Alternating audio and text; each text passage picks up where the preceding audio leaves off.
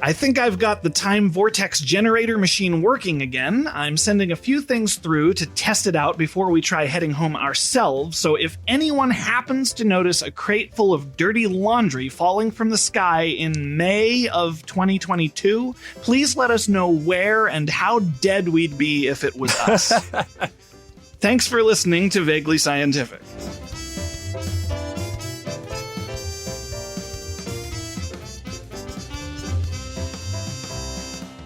I'm Derek, and this is my partner, Jim. We're Jim and Derek. Hi, Jim. Hey, it's me again. Yeah, and our guest this week was going to be Marcus, so it is. Hi, Marcus. Hello.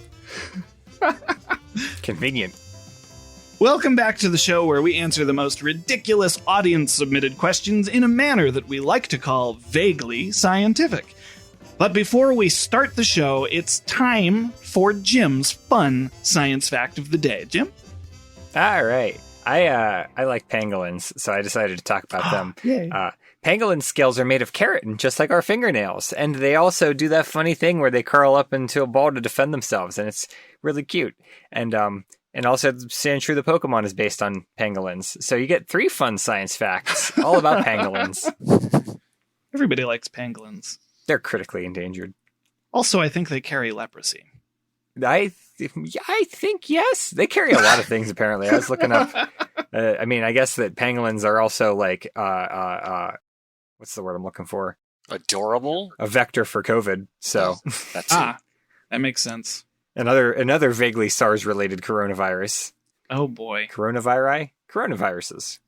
Vaguely SARS-related. Yeah, vaguely SARS-related is my spin-off podcast. There's the bird flu. There's the pig flu. Apparently there's the pangolin flu. Now there's a pangolin flu. Yeah. Well, at least those are cute.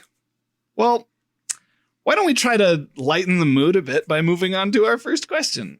Yeah. Question 1 this week comes to us from Addison. What biological changes would need to occur to a groundhog for it to be able to accurately predict the weather? I do have to keep reminding myself that the question specifically says biological changes, because I keep wanting to make a cyborg groundhog that's like, those weather stations you can buy and mount to like your shed, and they have the little anemometer and everything. It's like, I want to do that to a groundhog, but that's not really biological, so. Or ethical. I don't know. I mean, there might be some means to make a radio reception something doable for a groundhog. I just keep thinking about that remote control cockroach. Oh yeah. I don't know why, but when you said about radio reception, I know Marcus is familiar with this. I don't know. I don't think Derek is, and I doubt many people in the audience would be. But there was an audio drama that we used to listen to a long time ago called Tales from the Afternow. And, I do know that. And there were these guys that were called Dreadmen that were modified so they could see radio waves, and we could just do that to a groundhog. But that's not biological, so yeah. Well, that eliminates a page of my notes, I guess. But what do you think, Marcus? Dreadmen groundhogs? I don't know. I think there's some way you could shove a piece of metal in an animal, and that counts. I don't know. If a bird can build a nest out of, other detritus, I don't see a reason why they can't take like a pin, shove it in the right heart of their brain. I don't know. It's kind of like how Lucille Ball could get radio signals in her teeth, except it would be like groundhog den detritus. Is that a thing? Exactly like Lucille Ball's teeth. Yes. Exactly. Yeah, I think that was a thing. That does sound vague. There's your title. Familiar. There's your title for the episode. Exactly like Lucille Ball's teeth. I don't think Jim's lying. Okay, well, let me tell you where I started here. Okay. I decided to look at where the history of the tradition of looking for the groundhog's shadow comes from. Mm-hmm. And I learned that it comes from Germany, and there was on the holiday called Candlemas Day in Germany. They used to pay attention to badgers. because Candlemas Day was the midpoint between the winter solstice and the spring equinox, and the myth was that if a badger saw its shadow, it meant a second winter was coming. And when this came to North America in like the late 1880s, they picked the groundhog to translate it to because badgers aren't native to Eastern North America. So it actually started with Badger Day. Wasn't called that. But so that led me to why did they even start looking at badgers? Okay, because that doesn't even really answer the question, the information that I just gave you. But so badgers, like groundhogs and also squirrels and bats and several other small mammals, are considered true hibernators. And I learned this, that things like bears and skunks are actually not true hibernators. They just kind of take naps. That's like a reductive way of explaining it, but whatever. So I learned that while hibernation is still kind of a mystery to most scientists, they have actually found that there is a special substance in the blood of true hibernators called HIT, hibernation inducement trigger. What they've found that they can do with is they've taken blood from hibernating ground squirrels in the winter and injected them into active squirrels in the spring, and the active squirrels then go into hibernation. Oh, interesting. Yeah, so their blood actually triggers it somehow. And easier than chloroforming them, I think. It's it is that, but it was for science. It wasn't like, let's knock out the squirrels, ha ha ha, like that. You know, hey, take that, squirrels! Don't you disparage my college experiments? I like to discourage cruelty to animals wherever I can on the show. We're just letting them take a nice nap. Look, some of those groundhogs out there and squirrels and whatever animal you were talking about, they deserve it. Okay, I don't want to get into it because I'm not a lawyer. But what did they do to you, Marcus? I'm sorry. Yeah, so when groundhogs specifically hibernate, their heart rate goes down from 80 beats a minute to about 4 or 5 beats a minute. And their body temperature drops from 98 degrees Fahrenheit to 38 degrees Fahrenheit. And comparatively to like the human body, if our body drops like 4 degrees, we go into hyperthermia. So we just couldn't handle that. And so it's this, because they have this kind of natural cycle from the solstice to the equinox, groundhogs and other true hibernators tend to wake up in early spring. And the specific reason that groundhogs wake up in early February, they've discovered, is to look for mates. Because their breeding season is in March, but they tend to wake up a little early and like scope out and find potential breeding partners, and then they like have a plan for when they stop hibernating. Oh wow. Yeah. So they kind of, I guess they're not really predicting the weather, but they have a kind of an internal body clock. That's interesting because, I mean, the thing about our modern Groundhog Day celebrations is that like a dude just goes in and scoops him out of his hole. Yeah. I don't know the dude's name. It's a big hullabaloo. It's a whole thing. The mayor of Punxsutawney comes along and just... Bill Murray's brother. I forget his name. Will Murray. Will Murray. That would be wild. But, I mean, Bill I feel like... Will Murray. But yeah. Yep, he would be, wouldn't he? I'm pretty sure. Yeah. But yeah, that'd be, I think that one of the main things that I thought of you could do to biologically change a groundhog would be to give it a better brain and just basically have it have human intelligence so that it could go on to like weather.gov and see what the weather's going to do. So give it the ability to use technology. Yeah. Well, I mean, not even that. Like, if you give it a human brain or like human level intelligence, it could look at the sky and it could say, clouds, rain's coming, or snow, I suppose. Or like it could feel the temperature and take a guess. Like when a human goes outside and they can feel the cold, they're like, this is probably cold enough for some snow.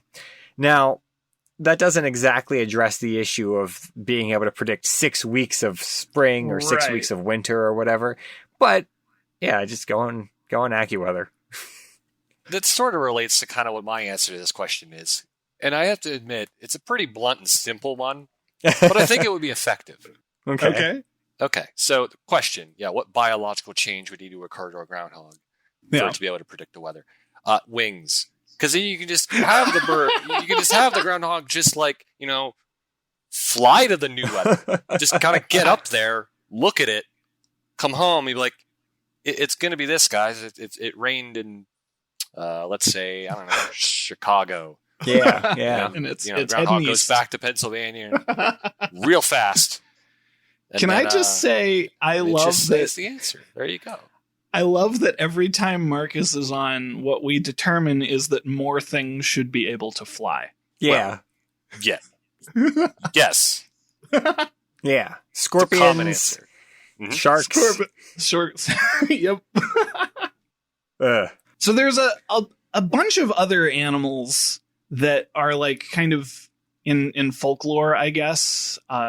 Like the myth is that a lot of animals can predict the weather. Mm-hmm. And so I looked up some other animals that were claimed to be able to.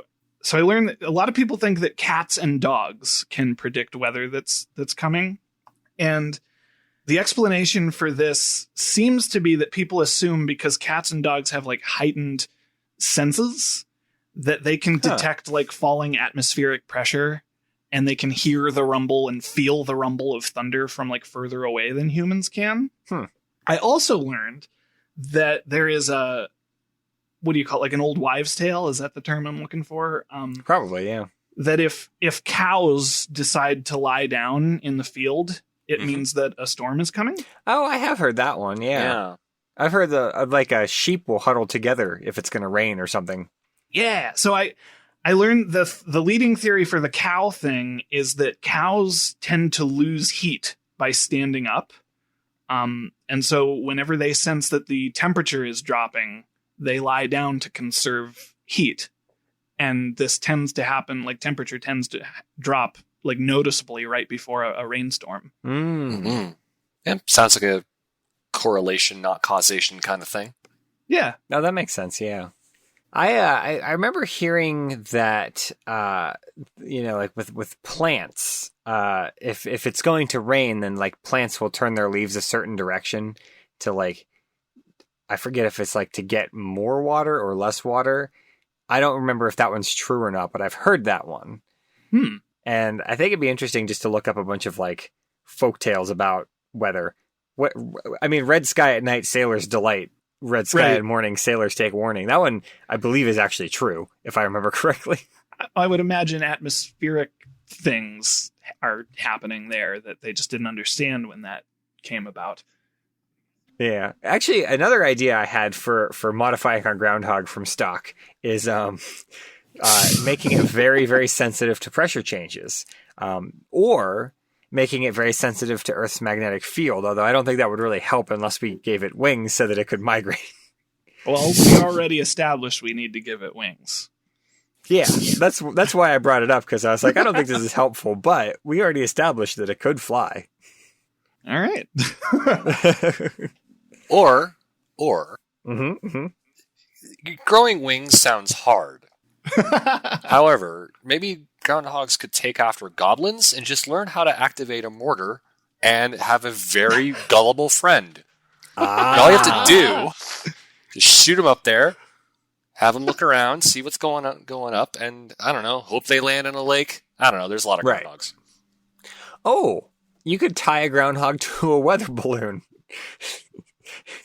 Yes, you could.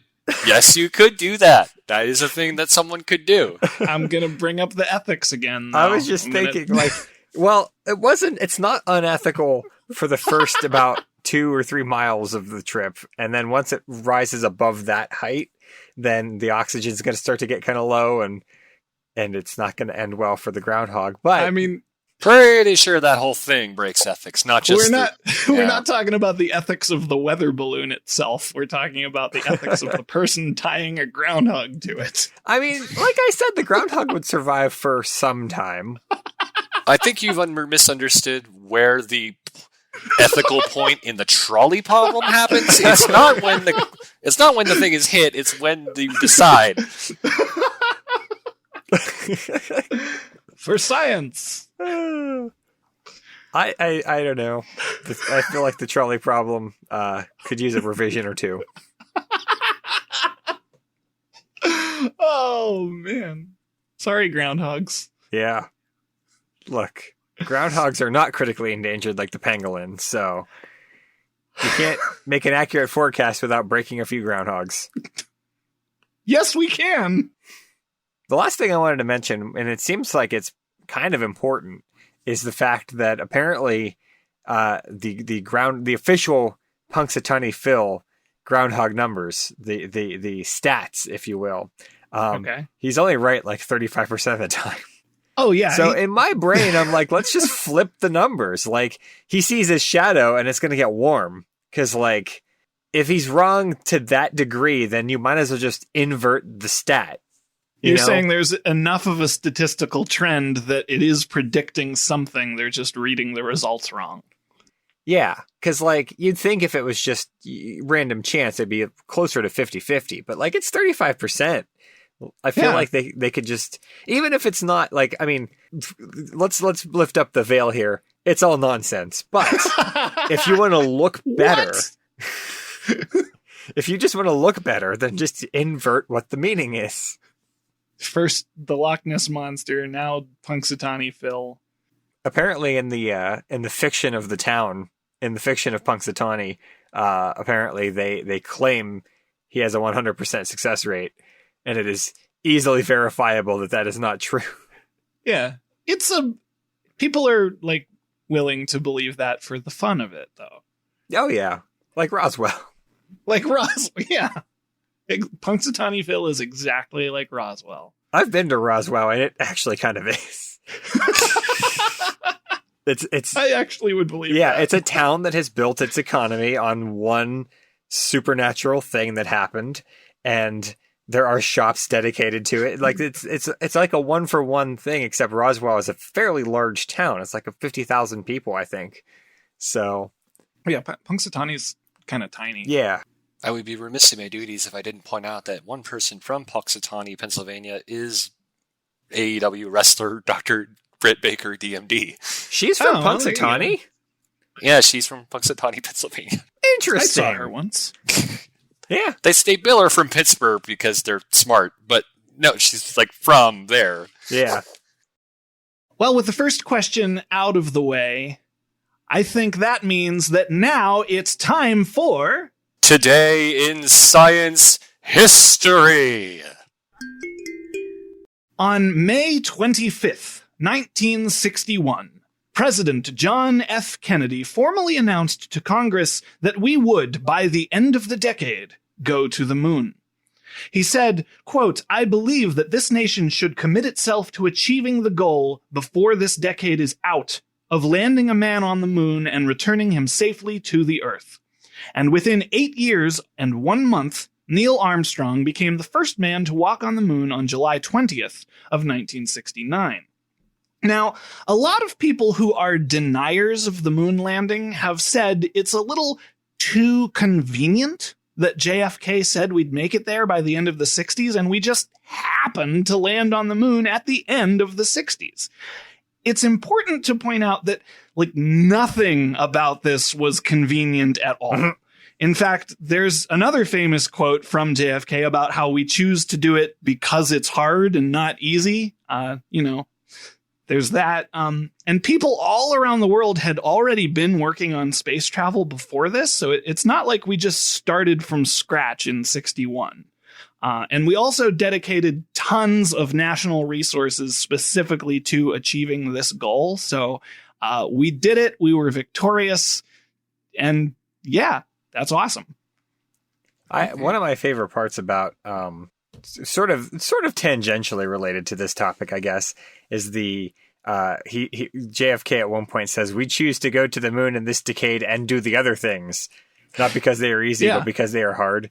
And he doesn't specify what the other things are, and I just think that's very funny. Did he? I'm glad you two also acknowledged that he said decade. He did say decade. I read it correctly because I'm. You did. I'm What just fun is reading that? Yeah. I was just reading it. But you said it correctly, but not Okay. accurately. I didn't quote it accurately. I think it's important to note that it is very hard to go to the moon, and Very, very. we've been trying to do it again. It's really far away. Yeah. it's all And it's the way like up in there. the sky. I can't even see it right now. Yeah.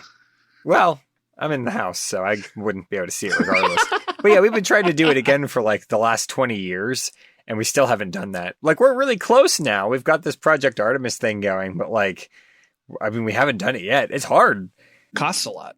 A lot of people say like, oh, we've lost the plans for the Saturn V and we can't rebuild it. And like, that's sort of a conspiracy theory that I hear a lot. It's not a conspiracy theory. It's sort of like an urban legend, I think.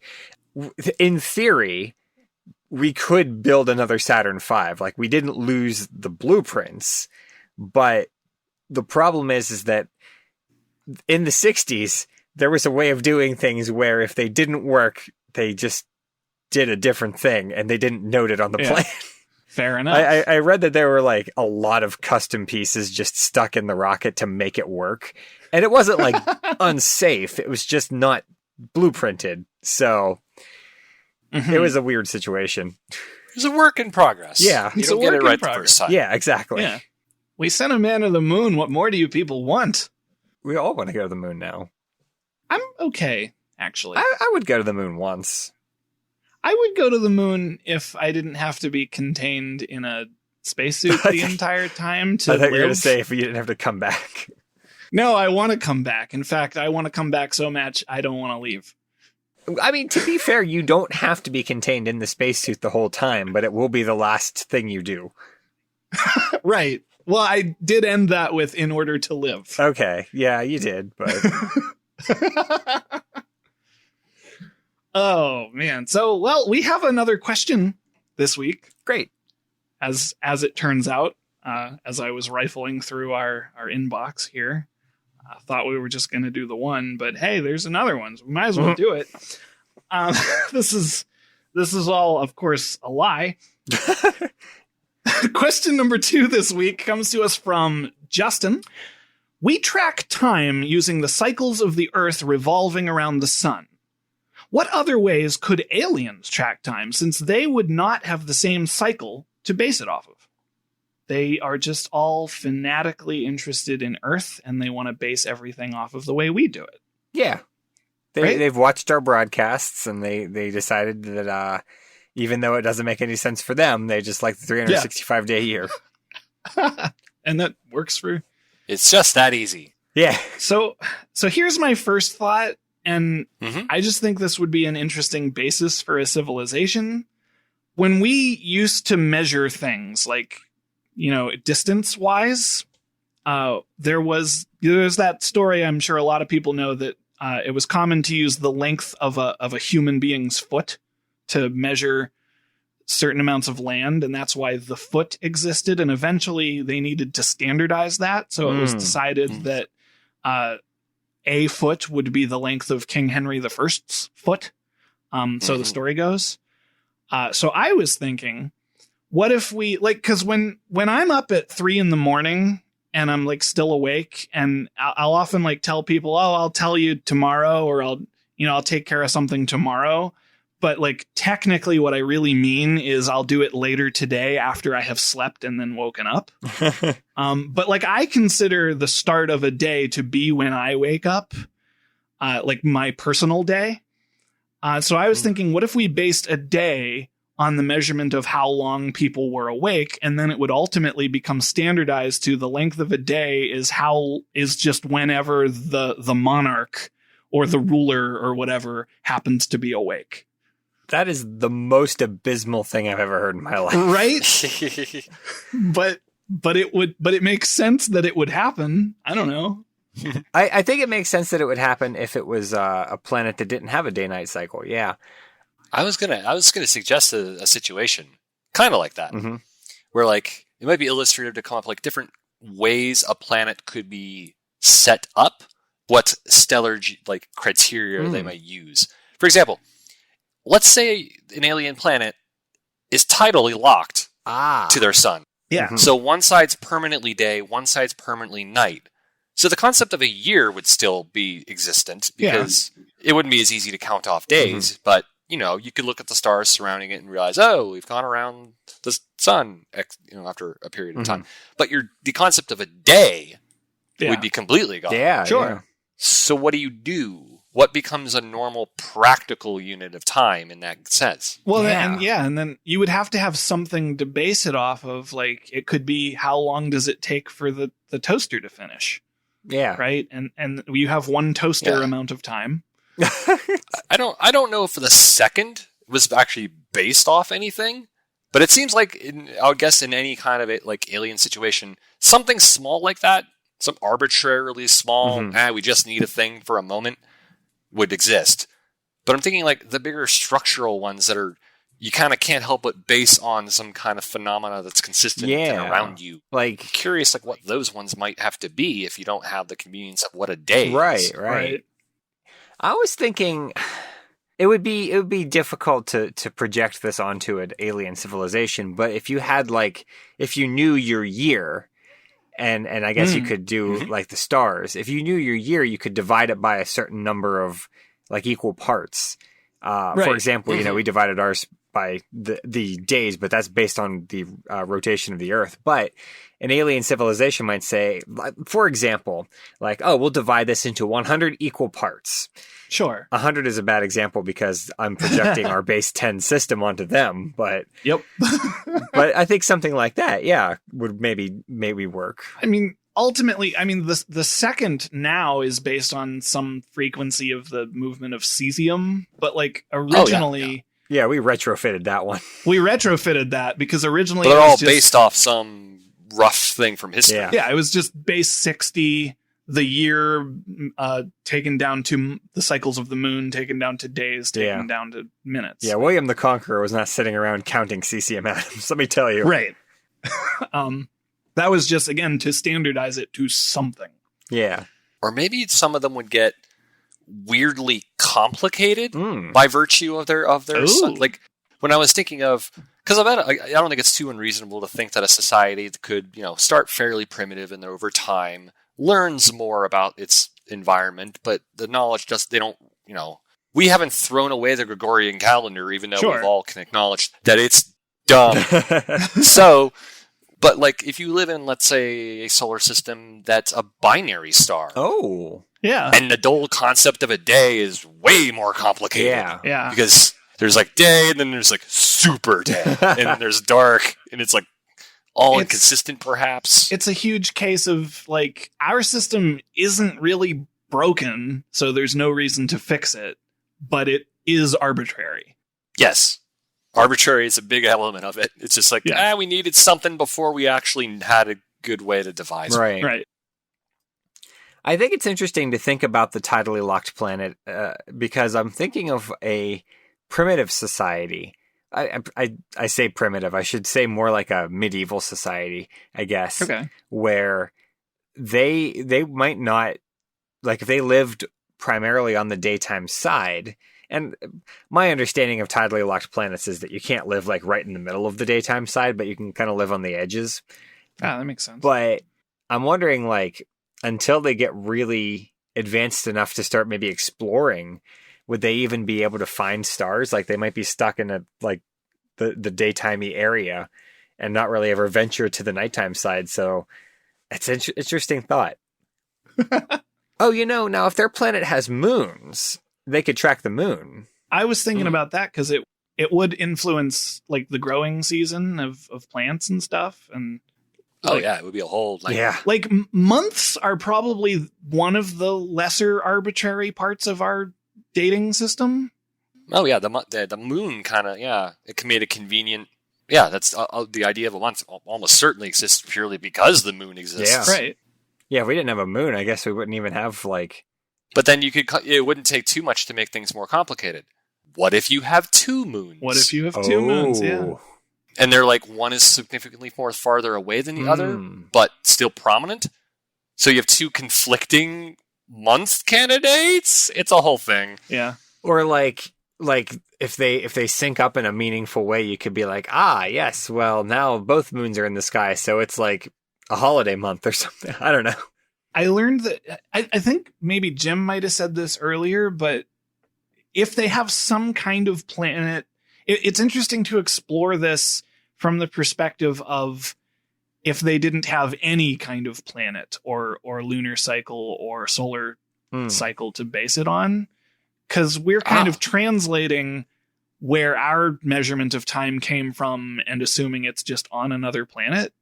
I actually have another possible situation that I thought of that you might try to come up with a solution for time. What if you're in a subsurface ocean? So you're 5 miles underneath an ocean, under an ice sheet, just in water, and you're a fish. Oh no! So let's just pretend that you don't know what light is. There is no light. Period. Yeah. Then what? The only thing I could think of was like bubbles, I guess. I don't know. You come up with a tube and you put some way to make a bubble go around in a circle. I don't know. You use gravity to make some kind of looping thingy. Like, a loop's a second, I guess. Here's another thought that this is kind of a separate point, but I'm going to apply it to this one. I was thinking if it was a sufficiently advanced civilization that had time enough to study its own species, I guess, you could base your measurement of time on an individual's life cycle. I was thinking that too, like how long the average lifespan would be. Yeah. And so like fish, again, this would assume they have the ability to do the metrics, right? But they could like observe these guppies. It takes their eggs this long to hatch, and then it takes them this long to get this big. And then they could like kind of figure out how long it's been based on the other animals around them. Yeah. And stuff like that. Another thing in the underwater idea, I don't know how well this would work, but I was thinking of Old Faithful. And if there was like an undersea volcano that erupted with some kind of regularity, but I'm not even sure how accurate Old Faithful tends to be. I think it has some variation. Like, it's not down to the second, that's for sure. I just got to the next part of my notes, and it says, ask Jim to mention pulsars. Oh, I can't mention pulsars. Actually, pulsars are great for telling time because they stay very on beat. Like, which one is it? The Vela pulsar. Well, it rotates once every 11 seconds. And so you can just like set a watch to that. We use, well, we haven't used them besides putting a picture on a plate that we put in, I think, Voyager. But in theory, you could triangulate the position of Earth by listing the pulsars around the Earth and like kind of like GPS satellites saying how far away Earth is from each pulsar. And you could do it that way. If I recall, part of their whole rotation thing is like they expel particles in a certain, like I want to say along the poles or something like that. Yeah. So it has a means where if you can see it, you can tell its rotation speed. Yeah, it's like a lighthouse very consistently. Yeah, it's exactly like the idea of a lighthouse in the distance where it's like flickering, and the flickering is extremely consistent. Yeah. So you can use that as a sense of, okay, it's how that the speed of that flicker, so that might help you like figure out distances when relativity and all that screws everything. Yeah. The only bad thing is that you have to be kind of like a pretty advanced civilization to be able to do that. So you probably already have a system of measuring time, right? Which I mean, it is what it is, but the problem is a solvable one if you want it to be. If you want it to be. Yeah, if you want to be a fish that builds a radio telescope, then I see no reason not to let fish do that. So I was learning, I expanded from time and just went into all other forms of like measurement systems. And I was kind of I read this article that was talking about if there was a sufficiently advanced alien species out in the universe, it's unlikely that they would use like the metric system.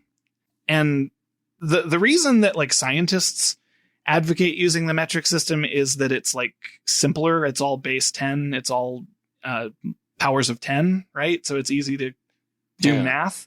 Yeah.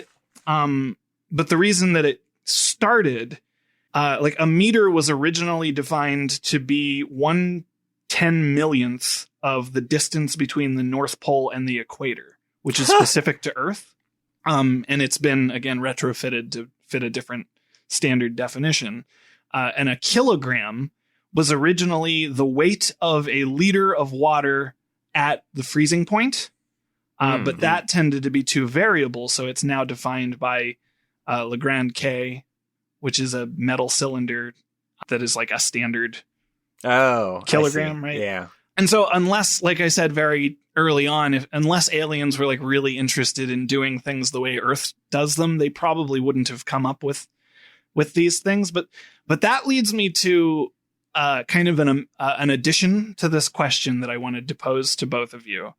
And that is that if we colonized other planets, like I think there was some mention of people working on other planets not working based on Earth time. Oh, yeah. Yeah, the Mars lander folks, they operate on Mars time. Yeah. So I was thinking, if we were to colonize other planets, do you think that it is likely that there would be some kind of debate about whether or not we should stick to Earth time, or would it evolve into eventually having some kind of like non-Earth centric planet neutral measuring system? I think right away the people living on the planet would adopt local time, but it would be kind of like in the financial world, I would say, where you have your local time that your business hours are, but then like there's like a sort of global commerce that is functionally 24 hours. So there would probably be like people who work night shifts doing Earth communiques and stuff like that. Earth standard time. And I think that might come just from just practical purposes, because I forget the exact amount of time here, but I forget the lag between Earth and Mars, like in terms of communication. Isn't it like minutes at light speed still? In order to so you send a message, it still takes a noticeable amount of time before they get it.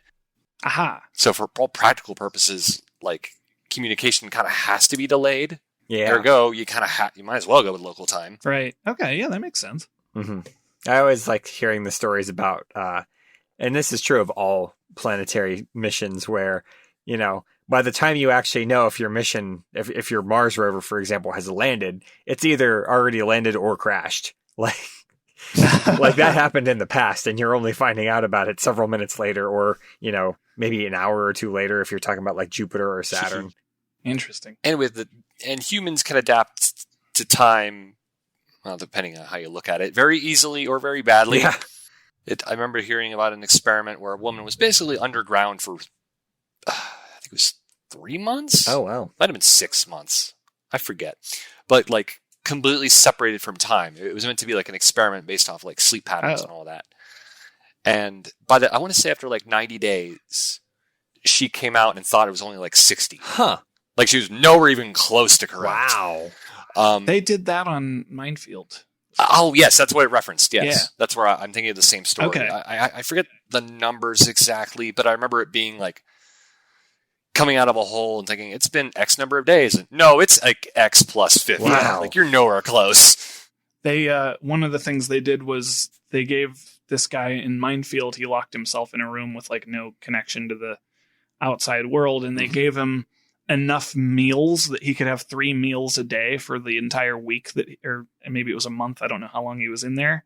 I think he was in there for just 72 hours. 70. Okay.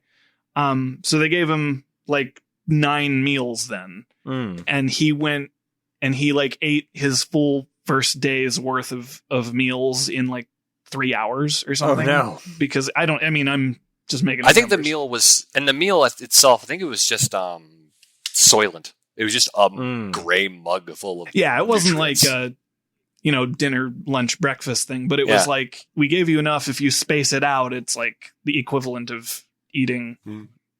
And he just overestimated how fast time was moving. Yeah. Yeah. And like by hour 50 or 60, he's like looking at the door, like it's got to be 72 already done. It's like, no. Ugh. People watching are like, no, dude, it's nowhere even close. This He's is not bad. gonna make it. Oh. He was fine. But yes, that's just 72 hours. Like, yeah, so like an Earth, a Martian day, I forget how long it is, to be honest. It is 24 hours and 20 minutes or so. Oh. Okay. So that's actually adaptable. Yeah, it's a weirdly close number. They'd play with leap years a bit, probably, if they had to. Yeah, the year is obviously dramatic. Yeah, the year, it is different. It's like 600 and some days. It's not quite double Earth, but it's not far from double. Oh, man. All right, listeners, let us know, since Groundhog's base the seasons on their shadow, but what else could they base that on? Yeah, I don't know. Jim, do we have any listener mail this week? We do. And as always, if you want to send us listener mail, you can email us at feedback@vaguelyscientific.com. You can comment on our blog. You can like us on Facebook. You can tweet @VaguelySci. And this email comes to us from Mason and is in regards to episode 71, We Would Miss Flying. Another episode with Marcus on it, coincidentally. And Mason writes, another sport that would be better in a giant robot is bowling. It would be exactly the same, just a lot bigger and more dangerous. And you get a giant robot. So, yeah. I mean, I'm not going to say no to a giant robot. No. Look, I've seen what a wrecking ball does, so making that a sport seems with appropriate. wrecking balls. Yeah. What? Or giant shot put would be fun. Giant shot put. You just want to destroy a city now. I think that's just artillery. Yeah. It's called a cannon. Actually, I don't know if you remember this. Catapults, if you but in the original Mobile Suit Gundam, the Gundam had this thing called the Gundam Hammer, and it was just a mace. It was just a ball and chain that he could swing around. It was so impractical. Giant. It was so impractical that it when they edited the series down into 3 movies, they removed it, and then they never talked about it again. Well. But it'd be a great sport. Yep. An expensive one. Yeah. Well, thank you very much for that email. And if you have a question that needs to be answered in a vaguely scientific manner, please email us at questions@vaguelyscientific.com. If you want to get our episodes the minute that they're released, you can subscribe to our podcast on Apple Podcasts, Google Play, Spotify, Stitcher. I don't know, pick one. They're everywhere. All there. Yeah. And subscribing and leaving feedback really helps us out, and so does telling your friends. And we are now currently running a special promotion that if you tell one of your friends, you get to tell another one free. Great. Yeah. Our vaguely musical intro is composed by Anthony Pizzelli, and don't forget to check out our merch store over at vaguelyscientific.threadless.com. There are some jigsaw puzzles in there now. I went and checked some boxes, and the problem is that a lot of our designs have a lot of neutral space colors. So the design section will be easy and the frame section will be easy, but then there will be a lot of like piecing together puzzle, which, I mean, some people are really into that. Like, there's that really famous Beatles White Album, like 1,000-piece puzzle that people go gaga for. So go buy that. Go buy that. We'll have to design some like more art pieces that are specifically puzzles. Yeah. Thank you to Marcus for being our guest this week. Thanks for having me. Mm-hmm. Yeah. For Vaguely Scientific, I am Derek. I'm Jim. I'm Marcus. And stay tuned, because we'll be right back. Toodaloo, everyone. Bye.